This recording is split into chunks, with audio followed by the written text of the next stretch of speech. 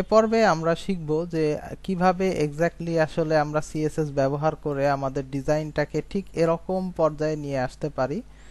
আমরা বিগত পর্বে শুধুমাত্র বেসিক কিছু সিএসএস এর কাজ শিখেছিলাম, যার মাধ্যমে আমরা বুঝতে পেরেছি যে আসলে সিএসএস কিভাবে লেখা যায় বা এটার সিলেক্টর আসলে কিভাবে লেখে এবং এই যে ব্র্যাকেট গুলো দেয়া এই ইত্যাদি বিষয়গুলো। এবং এখানে আমরা শিখেছিলাম যে এটা হচ্ছে প্রপার্টি এবং এটা হচ্ছে তার ভ্যালু।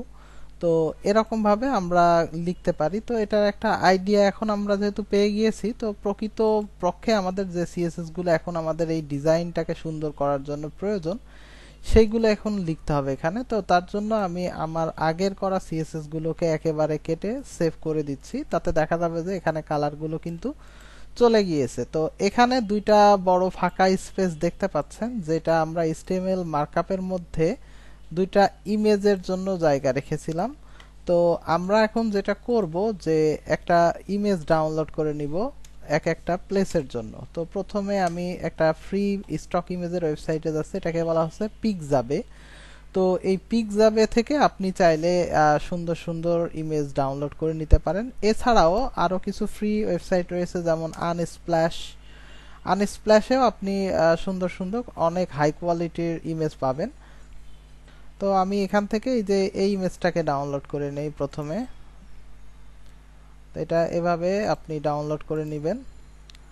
আর নিচে দেখতে পাবেন যে আরো এই রিলেটেড অনেক ইমেজ আসলে চলে আসে। এটা হচ্ছে পিকজাবের থেকে একটু বেটার, কারণ পিকজাবেতে আপনি যখন একটা ইমেজ সিলেক্ট করবেন তখন কিন্তু রিলেটেড এতগুলো ইমেজ এখানে সাজেশন পাবেন না, যেটা এখানে আপনি পেতে পারেন।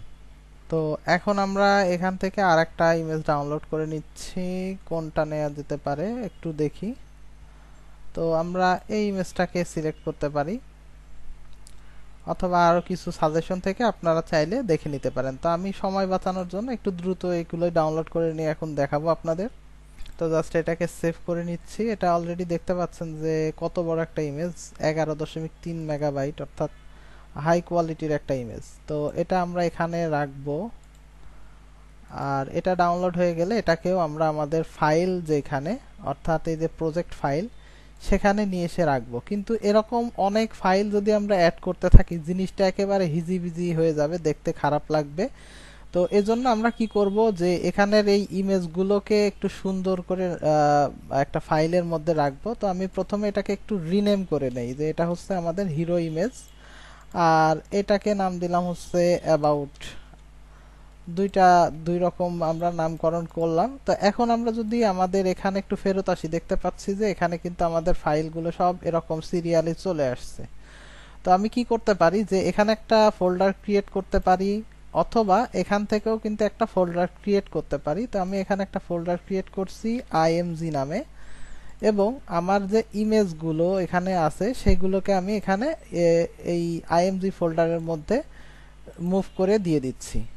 তো এখন আমার এইখানে যেহেতু ফাইল পাথে আমাদের কিভাবে আছে এইচটিএমএল ফাইল, এখানে তার পাশে এখানে আছে আইএমজি ফোল্ডার। তো আমরা ইমেজের পাথটা লিখবো কিভাবে, আইএমজি তারপরে স্ল্যাশ লিখলে এরপরে আমরা ইমেজের অ্যাক্সেসটা পাবো। তো প্রথমত আমি একটু হিরো ইমেজের লোকেশনটা এখানে দিচ্ছি। নেক্সট হচ্ছে এখানে আমরা দিব আইএমজি স্ল্যাশ অ্যাবাউট ইমেজেরটা।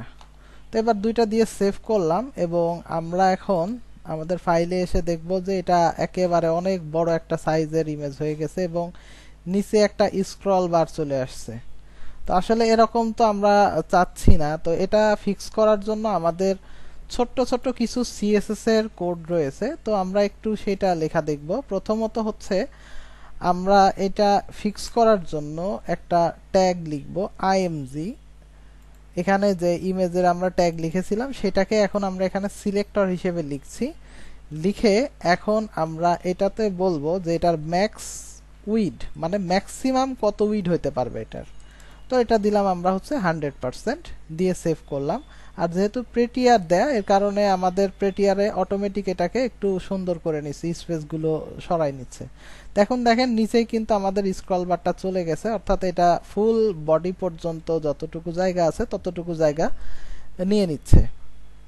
তো এখন আমরা এখানে দেখতে পাচ্ছি যে আরো কিছু স্পেস কিন্তু এখানে রয়ে গেছে, যে স্পেসের কেন আসছে কিভাবে আসছে এটা আমরা এখনো জানি না।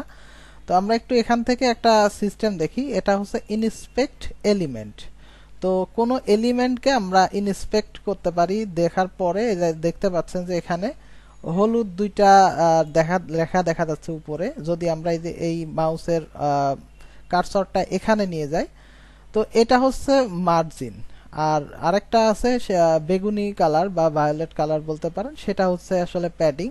তো এই সম্পর্কে আমরা জানবো কিছুক্ষণ পরে। তার আগে আমরা চলুন দেখে আসি যে এই যে এরকম ভাবে যে স্পেসগুলো অটোমেটিক্যালি তৈরি হচ্ছে সেইগুলোকে আসলে আমরা কিভাবে শুরুতেই রিমুভ করে দিতে পারি। এটাকে বলা হচ্ছে সিএসএস রিসেট করা। তো এখানে সিএসএস এর একটা সিলেক্টর রয়েছে যেটা হচ্ছে স্টার সিম্বল দিয়ে লেখা হয়, এটা হচ্ছে অল। মানে এখানে আমি যেই সিএসএস গুলো লিখবো সেইটা এখানে প্রত্যেকটা এলিমেন্ট, এখানে আপনার H1 বলেন, H2 বলেন, প্যারাগ্রাফ বলেন, এই যে এখানে দেখেন প্যারাগ্রাফের এখানে যদি আমি একটু আসি তাহলে কিন্তু এই দুই পাশে আমরা মার্জিন দেখতে পাচ্ছি। এখানে মাউস নিয়ে যাই, অথবা এখান থেকে যে মাউসের আইকনটাতে সিলেক্ট করে আপনি যে কোনো এলিমেন্টে এরকম সিলেক্ট করে দেখতে পারেন যে আসলে সেখানে কোনো সিএসএস অটোমেটিক্যালি পাচ্ছে কিনা। মানে এইচটিএমএল এর বাই ডিফল্ট সিস্টেম থেকে আসলে এই ইগুলো মার্জিনগুলো প্যাডিংগুলো দিয়ে দিচ্ছে। তো আমরা এগুলোকে প্রথমে একটু রিসেট করে নিতে চাচ্ছি, যার জন্য এখানে লিখবো হচ্ছে মার্জিন 0। এরপরে লিখবো যে এরকম যদি কোনো প্যাডিংও পেয়ে যায় তাহলেও সেটা 0। তাহলে এখন এসে দেখবো যে আমাদের এখানে কিন্তু এটা চলে গিয়েছে এবং এখানেও একই অবস্থা। তো আমরা নিচে আর একটু স্ক্রল করে যাই, তাহলে এখানেও দেখতে পাচ্ছি যে আমাদের কিন্তু এখানে আর কোনো স্পেস নাই, এটাতে হলুদ যে স্পেসগুলো ছিল সেটা চলে গিয়েছে। তো এখানে আমরা একটা স্পেস দেখতে পাচ্ছি, এই স্পেসটা কোথা থেকে পাচ্ছে আমরা একটু এইচটিএমএল এর কোডটা দেখে আসি। আচ্ছা, এখানে আমাদের আরো একটা ইমেজ নিতে বলেছে, অর্থাৎ আমরা এটার জন্য মার্কআপ করেছিলাম কিন্তু এখানে ইমেজ নেওয়া হয়নি। তো এর জন্য আমরা আরেকটা ইমেজ তাহলে ডাউনলোড করে নিয়ে আসি। এটা আমরা একেবারে ফুটারের যে সেকশনটা দিয়েছিলাম সেই সেকশনটার জন্য। তো এখানে আমরা কি ধরনের ইমেজ দিতে পারি? আচ্ছা, এখান থেকে আমরা যে কোনো একটা উইড বেশি এরকম একটা ইমেজ নিয়ে নেই, এটাই নিচ্ছি। তো এটাকে আমরা ডাউনলোড করব এখান থেকে। তো এটাও ডাউনলোড করে নিলাম। তো এটাও ডাউনলোড করার পরে আমরা আইএমজি ফোল্ডারের মধ্যে দিয়ে দেব। এটা হচ্ছে আমরা একটু নেমিং করে দিই ফুটার ইমেজ, footer.jpg এরকম থাকলো। তাহলে এখানে আমরা স্ল্যাশ ফুটার, তো এইগুলো এখানে লিখলাম। ফাইল পাথ গুলো ঠিকভাবে পেলে আমরা যদি এখন আমরা এই ফাইলে যাই দেখতে পারবো যে আমাদের ইমেজগুলো ঠিকঠাক ভাবেই পেয়ে যাচ্ছে। তো আমরা বলছিলাম যে আমরা শিখব কিভাবে এই যে মার্জিন বা প্যাডিং এর বিষয়গুলো দেখতে হয় বা কি কাজ করে আসলে এগুলোকে বলা হচ্ছে আসলে বক্স মডেল। তো আমরা নেক্সট ভিডিওতে একবারে বক্স মডেলের মাধ্যমে এই জায়গাতে আমরা বর্ডার, মার্জিন এবং প্যাডিং এর বিষয়গুলো একবারে ক্লিয়ার হয়ে যাব। সে পর্যন্ত সবাই সাথে থাকুন, ধন্যবাদ।